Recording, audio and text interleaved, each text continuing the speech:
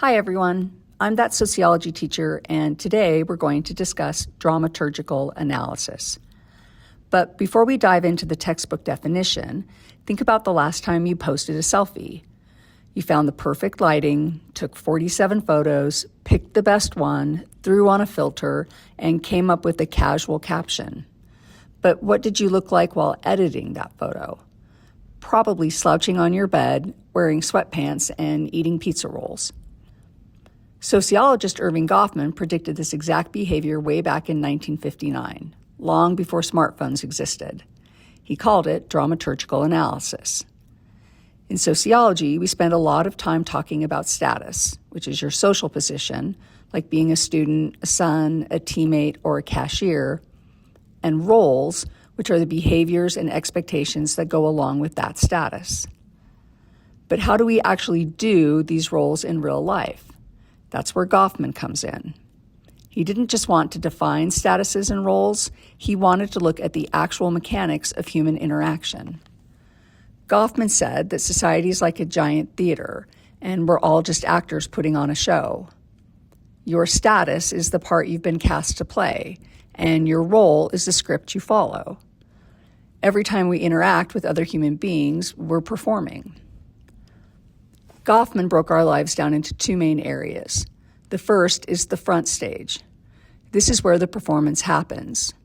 When you're on the front stage, you're in front of an audience and you act the way you think they expect you to act. You use props, costumes, and scripts to manage how people see you. Sociologists call this impression management. Let's look at some examples. Think about school. When you walk into a classroom, you put on your student costume, backpack, notebook, and play the role. You sit up, nod at the teacher, and try to look like you're learning. Another example would be at a job interview. You wear your nicest clothes, shake hands firmly, and pretend your biggest weakness is that you just work too hard. Or how about a first date? You laugh at jokes that aren't even funny and pretend you love hiking, even if your idea of hiking is walking from the couch to the fridge. On the front stage, you're on your best behavior because the audience is watching. But nobody can perform 24/7. It's exhausting. That's why we have the backstage.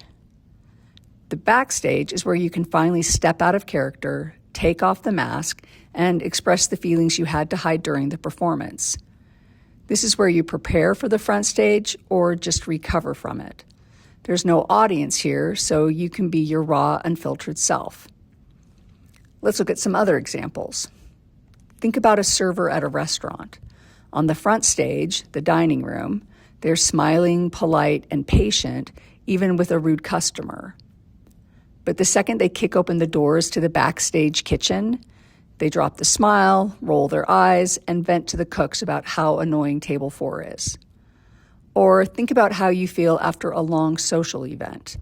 The exact second you get back into your car, shut the door, let out a massive sigh, and finally unbutton your jeans, that is ultimate backstage energy.